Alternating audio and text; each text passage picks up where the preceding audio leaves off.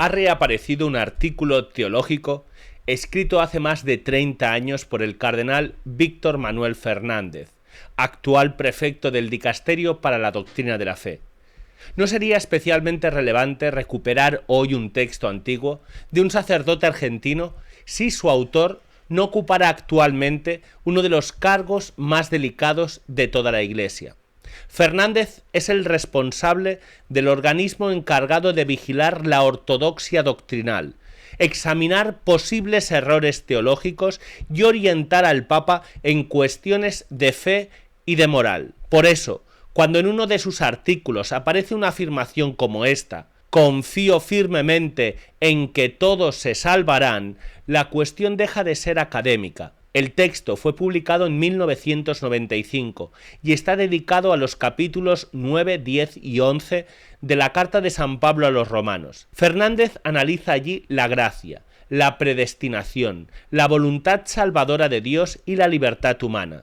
Se trata de temas complejos, discutidos durante siglos por los grandes teólogos de la Iglesia. El problema no está en que un sacerdote afirme que Dios quiere salvar a todos los hombres.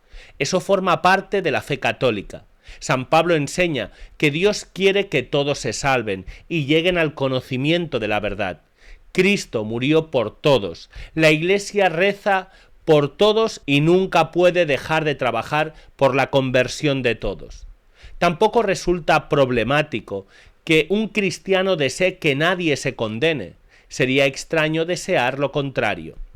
La dificultad aparece cuando se pasa de esperar la salvación de todos a sostener una confianza prácticamente cierta en que al final todos se salvarán. En la conclusión del artículo, Fernández no se limita a expresar un deseo piadoso. Afirma que confía firmemente en la salvación de todos y vincula esa confianza con lo que cree conocer del modo concreto de actuar de Dios a través de la revelación. Esta es la frase que ha reabierto el debate, porque una cosa es decir, espero que todos se conviertan y se salven, y otra muy distinta es afirmar, confío firmemente en que todos se salvarán porque eso es lo que entiendo de los planes de Dios. La diferencia parece pequeña, pero doctrinalmente es enorme. La Iglesia enseña que Dios quiere la salvación de todos, pero también enseña que el hombre puede rechazar libremente la gracia. El catecismo recuerda que morir en pecado mortal sin arrepentimiento significa permanecer separado de Dios para siempre. El infierno no es una invención medieval, ni una metáfora utilizada para asustar a los fieles. Forma parte de la predicación de Jesucristo. Cristo habló del juicio, del castigo eterno, de la puerta estrecha y de la posibilidad real de perder el alma. No dijo que todos terminarían entrando inevitablemente en el reino. Advirtió que no basta con llamarlo Señor, pidió conversión, vigilancia y perseverancia. Por eso la Iglesia nunca ha enseñado que podamos dar por segura la salvación universal. Puede rezar para que nadie se condene. Puede confiar sin límites en la misericordia de Dios. Puede reconocer que solamente Dios conoce el destino eterno de cada persona, pero no puede convertir una esperanza en una certeza. Si todos fueran a salvarse inevitablemente, las advertencias de Cristo perderían buena parte de su sentido. También perdería gravedad el pecado mortal. La conversión dejaría de ser una cuestión decisiva. La misión de la Iglesia ya no sería salvar almas del pecado y de la condenación, sino simplemente acompañarlas hasta un final que de todos modos estaría asegurado. Y este es el principal problema pastoral del universalismo. Aunque no se niegue formalmente el infierno, termina vaciándolo en la práctica. Se admite que existe, pero se afirma o se insinúa que probablemente nadie irá allí. Se conservan las palabras tradicionales, pero se modifica su contenido. El pecado continúa existiendo, pero ya no parece tener consecuencias eternas. La conversión sigue siendo recomendable, pero deja de aparecer como una necesidad urgente. La misericordia ya no rescata al pecador que se arrepiente, sino que termina garantizando la salvación incluso sin una respuesta clara del hombre. Esto no significa que Fernández haya afirmado abiertamente que el infierno no existe. Tampoco significa que haya formulado una doctrina sistemática según la cual todos serán salvos de manera automática. Hay que ser precisos. El texto contiene matices y reconoce que el magisterio no permite enseñar con certeza absoluta la salvación universal. Fernández distingue entre una afirmación dogmática y una esperanza personal. Sin embargo, después de realizar esa distinción, termina expresando una confianza tan firme que la frontera entre esperanza y certeza queda seriamente debilitada. Esta contradicción interna es precisamente lo que han señalado los artículos publicados en LifeSite News, Radical Fidelity y el The Wanderer. El problema no consiste únicamente en una frase aislada. Los críticos sostienen que todo el desarrollo del artículo parece orientado a favorecer una conclusión previamente elegida, que la voluntad salvadora de Dios terminará imponiéndose de alguna manera sobre la resistencia humana. Según esta crítica, Fernández insiste en los textos sobre la misericordia y la elección divina, pero reduce el peso de aquellos que hablan del juicio, la reprobación y la posibilidad real de la condenación. El artículo de Wanderer entra especialmente en la utilización de San Agustín y Santo Tomás. La acusación no es que Fernández los ignore, sino que selecciona y organiza sus textos de una manera que conduce hacia su propia tesis. San Agustín y Santo Tomás hablaron con enorme claridad de la gracia y de la misericordia de Dios, pero también afirmaron la posibilidad de la condenación eterna. No pueden presentarse como defensores de una salvación universal. Por eso, cuando un teólogo emplea su autoridad para sostener una conclusión que ellos no sostuvieron, debe hacerlo con un rigor extremo. Y precisamente el rigor es lo que ahora se discute. No estamos ante una simple cuestión de gustos teológicos. El autor del texto dirige actualmente el Dicasterio para la Doctrina de la Fe. Su trabajo consiste en pedir claridad a los demás. Puede examinar libros, corregir errores, exigir explicaciones a sacerdotes, profesores y obispos. Por tanto, resulta razonable pedirle la misma claridad que su cargo exige a los demás. ¿Sigue manteniendo hoy que todos se salvarán? ¿Considera que esa confianza procede realmente de la revelación? ¿Admite que una persona puede morir rechazando definitivamente la gracia y condenarse para siempre? ¿O entiende que la misericordia de Dios terminará venciendo de manera necesaria toda resistencia humana? Estas preguntas no deberían responderlas sus críticos ni sus defensores, debería responderlas él. Y aquí aparece un segundo elemento que agrava la controversia. El artículo sobre la salvación universal no ha aparecido aislado. En los últimos años también se han recuperado varios libros antiguos de Fernández, marcados por un lenguaje sensual y sexual impropio de lo que normalmente se espera de un sacerdote y de un teólogo.